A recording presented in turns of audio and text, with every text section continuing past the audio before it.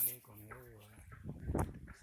Ga masallacin za ku gani komi da komi na haraba ce wannan gaba.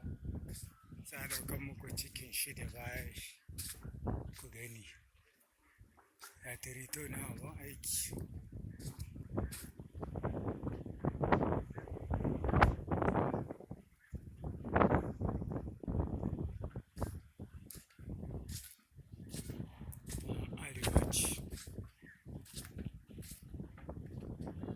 Shi da kyau da kyau.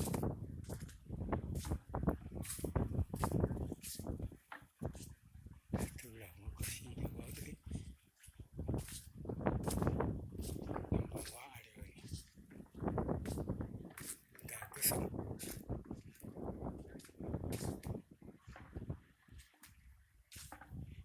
An galibin shi.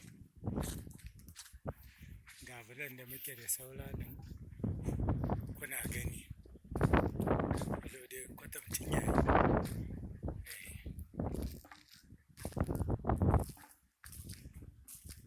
can ciki kun ga haraba shi da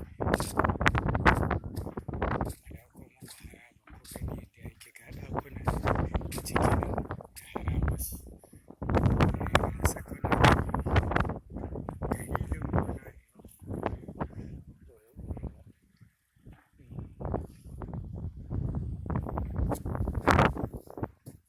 ne sanan abin gaɗai ne a ɗarme ba an galɗai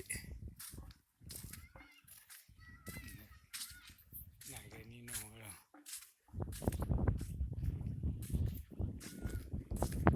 yanzu abin da ya rage lanto kurum